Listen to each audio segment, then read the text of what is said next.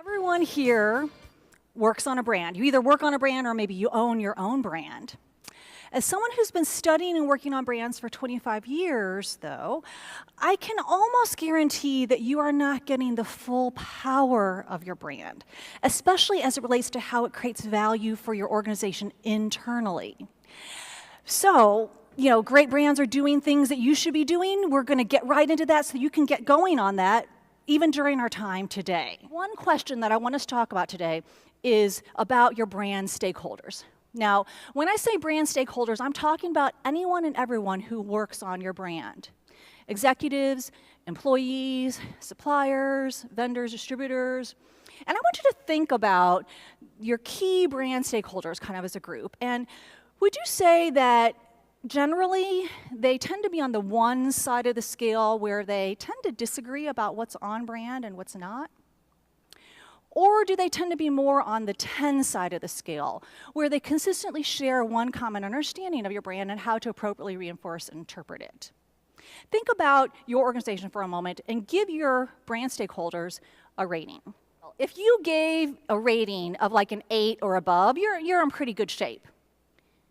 But if you gave a rating of 7 or lower, that may have been fine in the past, but in today's cluttered competitive marketplace, you're basically saying that you don't have the clarity of focus, the precision of strategy, and the high standards of execution that you need to have a great brand.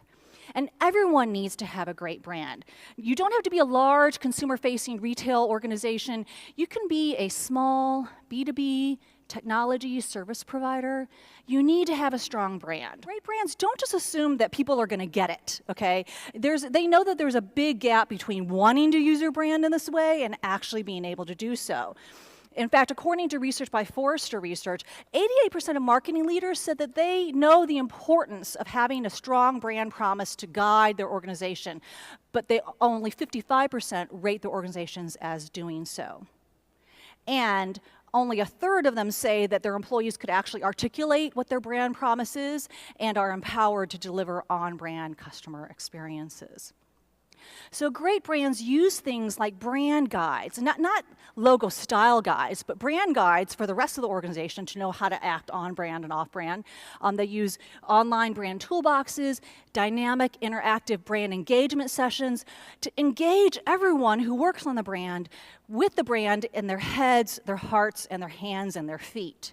If you want people to embrace and understand and deliver your brand, you need to make sure that they understand it in their heads, that they're motivated by it in their hearts, and that they know how to translate that into actions with their hands and their feet. You have the power to help your organizations build great brands and do what great brands do. I hope you will choose to be great. Thank you very much.